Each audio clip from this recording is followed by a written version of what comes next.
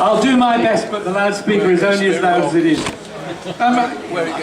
Thank you all for coming. It's nice to see such a big turnout. I think we've got 88 here today, which is quite up to par, so I think we're doing very well.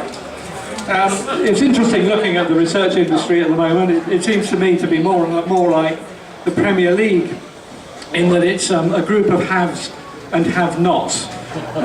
Following the acquisition of Sinovate, the big five global agencies seem to now account for over 50% of the turnover. So the big five are Manchester United and Chelsea, and some might say Arsenal, some might not.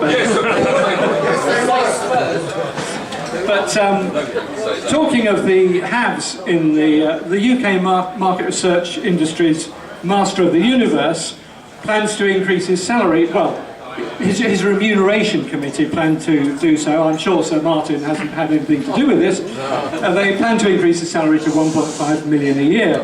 It's only 127 times the minimum wage. While many of our colleagues and ex-colleagues are still suffering under a page freeze, well, you know, thank God I've retired is all I can say, and have the benefit of 0.5% interest to live off. Where did you get that from? I'll tell you later. But enough of this moaning. I think we have to welcome one new member to her first lunch today, Anne Grimsdale. Is Anne here? Still not made it.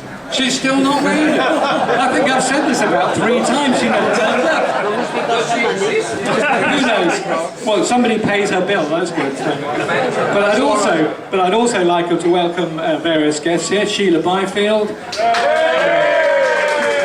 Caroline Holland, Tom Simpson, who finally turned up. He's my guest 2 times before he's failed to turn up. Gillian Williams and Brian Yates. I hope I've not left anybody out.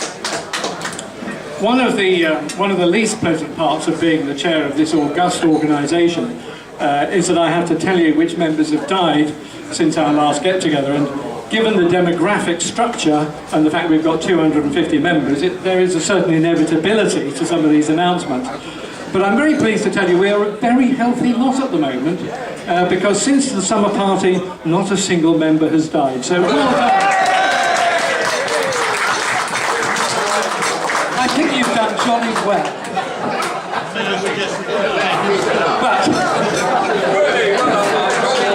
But I would like to mention, sadly, that John Hosker, who was not a member, but many of you will know because he was the DG of the Market Research Society back in the 80s, died in August. And I knew John quite well because he happened to marry late in life the sister of a friend of mine, and he was a lovely man. And I don't know whether it was well publicised, but those of you who knew him, I'm sure you'd like to know that he has died. Moving on to more parochial matters, you'll remember that, well, if you came to the last one, you'll remember that we decided to put together an oral history of the Market Research Society. And Lawrence Bailey is doing this for us, and he's interviewed 6 people, some of whom are here today: Gerald de Groot, Gerald Goodhart, Geoffrey Rowton, John Downham, John Barter and Mari Alexander. What we aim to do is another 6 interviews in the New Year period, and if anybody wants to get involved in this process, we're very happy to do so, because we need some help in editing the tapes, to go through the tapes and delete the ums and the ahs and things like that. If you want to help in that, just talk to me or to Nick Tanner, who's sitting over there. The next phase on the oral history is to work out a way in which we can put those tapes onto our website and index them so that they're available for people to listen to. Or Tom is shaking his head at me, maybe it's not on our website.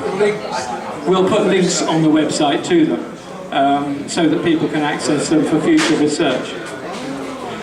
Moving on to future events, the next event will be the, as we now call it, Christmas Drinks and AGM, and that will be held on the 6th of December at 4:30 for 5. Last year, I think we had 52 people came, which was a record, so we'd love to see you there. There's no fee, you can come and get free drinks. and you can tell us how we're doing and how we're not doing as the steering group, and we'd love to hear your input from that. And finally, next year, plans are already well ahead on venues for our lunches next year. The highlight will be our 10th anniversary lunch at the Savile Club in the autumn, and news will be circulated about that in due course. So all that remains now is for me, as ever, to thank Jane Bain and Jane William. Where are you, Jane? Crouching down here. Thank you very much.